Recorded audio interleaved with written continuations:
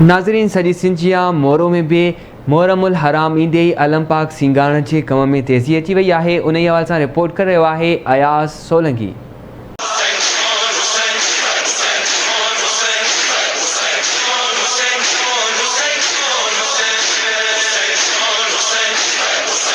मोरो में मुहर्रमुल हराम के सिलसिले में हर साल जियां हिन साल भी शहर के शाही बाज़ार समेत मुख़्तलिफ़ हंधनि ते अलम पाक जा निशान बेरकूं और बेरकुन ते नालन जो कम और उन हार सिंगार के सामान जा स्टॉल लगाया विया आहिनि, जिथां शहरी वॾे तइदाद में ख़रीदारी करण लाइ पहुतल आहिनि। उन मौके ते दुकानदारनि चयो त हर साल ही कम कंदा आहियूं, हिन कम जो को बि हदियो मुक़ररु न हूंदो आहे, जेको घुरंदा आहियूं उहो मिली वेंदो आहे। जॾहिं त वाबड़ा सेबको मोरो जे अणेॾानियल लोड शेडिंग सबबि दुकानदार सख़्तु मुतासिर थिया आहिनि। अल्हम्दुलिल्लाह असां घणे अरसे सां ही कमु कंदा अचूं था।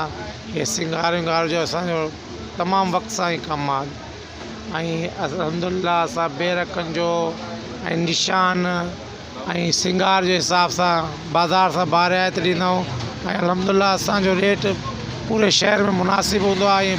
माशाअल्लाह मोमिननि के जेतिरो रेट चऊं था वो उन हिसाब सां असां खां वठी था अचनि। 40-35 साल थी विया आहिनि। अल्हम्दुलिल्लाह असां रोज़ी कयूं पिया, मौला जी ड्यूटी आहे, असांजी आज़ादारी कयूं था। अल्हम्दुलिल्लाह सब मौला ही राज़ी थियनि था। हदियो मुख़्तलिफ़ आहे, कंहिंजो 150, कंहिंजा 200, कंहिंजा 300, कंहिंजा 600, हिकिड़ो रेट कोन्हे को, सब कंहिंजो मुख़्तलिफ़ रेट वैरायटी आहे, मुख़्तलिफ़ शइ आहे। कम करे वॾी ख़ुशी थी थिए। असांखे 12 महीना ड्यूटी ॾींदा आहियूं साईं जी इमाम हुसैन आरनि जी। बस जीअं मोमिननि जी दिलि चवंदी आहे उहा मिठाई वठंदा आहियूं, ॿुधाईंदा आहियूं मज़ूरी पंहिंजी, पोइ जेकी दिलि चवंदी आहे ॾींदा आहिनि, पोइ वठंदा आहियूं। पोइ मुहर्रम खां पोइ वरी चोला धोला बर्थ वर्थ विहाणा ॾियाणा भरींदा आहियूं। मुहर्रमनि में बसि इहो ई कमु कंदा आहियूं, को बि ॿियो कमु न कंदा आहियूं। मालिक जी ड्यूटी आहे, 12 महीना कंदा आहियूं। असांखे घटि में घटि बि जेतिरी असांजी उमिरि आहे उन खां वधीक असांजा वॾा बि इहे कमु कंदा हुआ, गाज़ी ड्यूटी ॾींदा हुआ। सदाईं 12 महीने इहा असां ड्यूटी भरींदा आहियूं। मालिकनि जी आहे, मालिकनि जा निशान ठाहींदा आहियूं।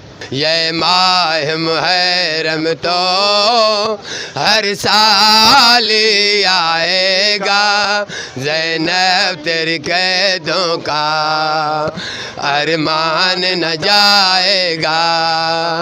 सूरज भी करे पर्दा झलक जिगर जरा, बाजार तेरा जाना कैसे न सताएगा।